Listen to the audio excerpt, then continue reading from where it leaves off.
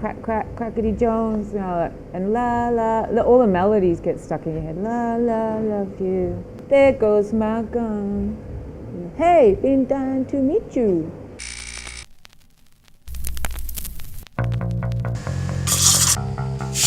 I reckon it was the Pixies that got me into like indie music. You know, I loved listening and dancing to music and all that as a kid.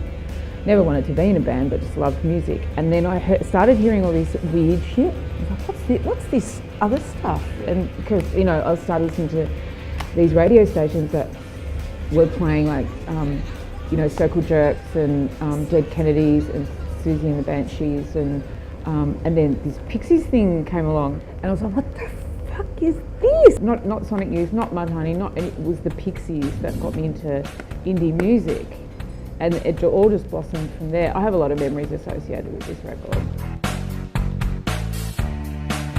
Well, I remember because I was going out with Dean at the time, and he was a skater, and they always were up with the best indie music.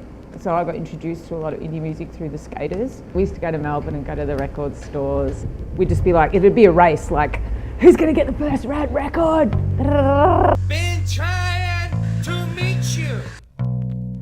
You know, because Dean was a skater, we used to do things like clean drains out. So we'd go to the back of Moriac, which is the back of Geelong, back of Deakin, and there's these big like concrete drains that are just in the middle of the farmland, you know, and they'd have overgrown like, you know, vegetation.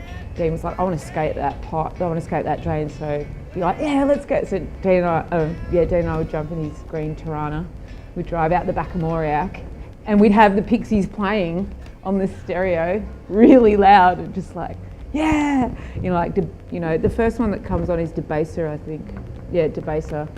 So as soon as you hear that, na na na na na na na, it's like really sunny, match the day, and you just sing along. And it was the raddest time. Like, I really feel lucky that I got to hang out with those dudes, and they're all really great skaters. But we went to this party. And I remember walking in and hearing Monkeys Gone to Heaven and seeing the clip, and we're all like, oh, fuck, oh, this is awesome. And it was one of those iconic moments where like you remember where you were when you found out about Nirvana and Smells Like Teen Spirit and stuff like that. Monkeys Gone to Heaven, I mean, what an amazing song, and what a life-changing song. I don't know, what is it about that song? I mean, it's obviously great when you hear it, but it's just so of the time, you know, as well. It was just came at that right moment, just like, you know, Nirvana did with Teen Spirit and stuff. It's just perfect timing and the perfect song.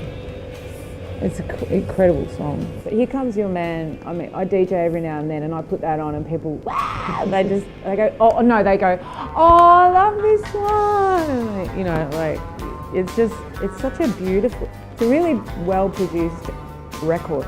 Yeah, but I always like the artwork too. It's really cool. Like the skull, like it's very, because I had that kind of Spanish-y flavor, like he liked a lot of that Spanish-y stuff, like the rhythms and in the lyrics. That quirkiness and that being a bit weird or being a bit different or like singing about something, like what the hell. I love nonsense. Like, you don't always have to make sense. It's not about making sense. It's about making a feeling.